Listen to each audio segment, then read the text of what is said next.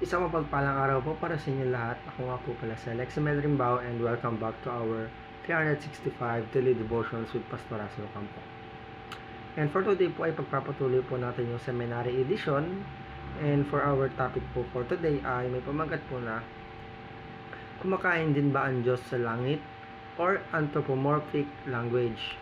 And for our scripture po, you can find it on Book of Numbers chapter 11 verse 23, and basahin po natin yung kasabihan po dito. The Lord answered Moses, "Is the Lord's arm too short? Now you will see whether or not what I say will come true for you." And for the Tagalog version po, sinabi ng Panginoon kay Moises, "Umikli na ba ang kamay ng Panginoon? Ngayon makikita mo kung ang aking salita ay matutupad sa iyo o hindi." And for our teaching po number 1, God desires communication and relationship.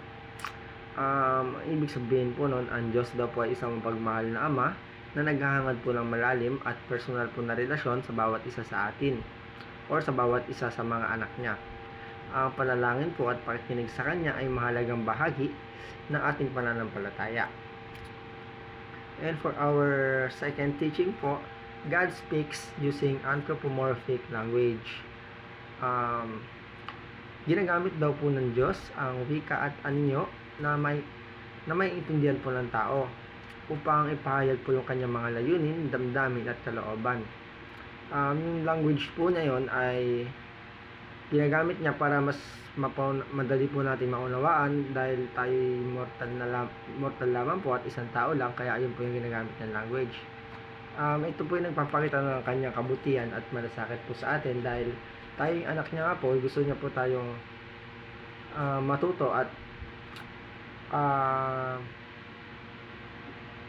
maintindihan ang kanyang gustong iparating sa atin at ang kanyang plano para po sa kanyang mga anak.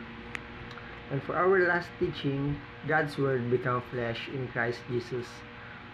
Si Jesus daw po ang nagpapahayag ng Diyos sa laman na nagpapakita po ng kanyang pag-ibig at kaligtasan sa pamamagitan po ng kanyang buhay, kamatayan at muling pagkabuhay.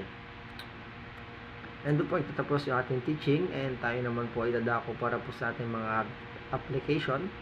Ang number 1 po ay communicate with God at least 30 minutes a day. Gumugol daw po tayo ng oras sa panalangin at pagbubulay-bulay po ng kanyang salita upang palalimin ang ating ugnayan sa kanya. And hayaan daw po natin na ang panahon na maging sandali ng pagninilay at pakikinig sa Diyos. Maglaan daw po tayo na kahit at least 30 minutes a day para po magbasa ng mga salita ng ating Panginoon. And for our second application po, prioritize relationship with God over everything.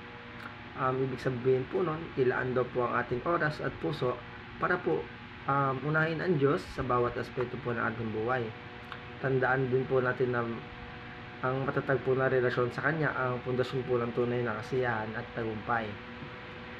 And for our last application po, number 3, focus on knowing and experiencing Christ.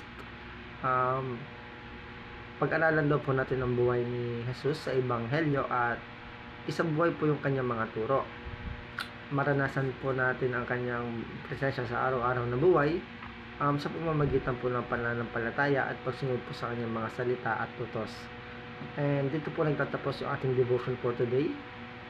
Patuloy po tayong sumubaybay sa ating mga devotion sa pang-araw-araw, and maraming salamat po sa pakikinig.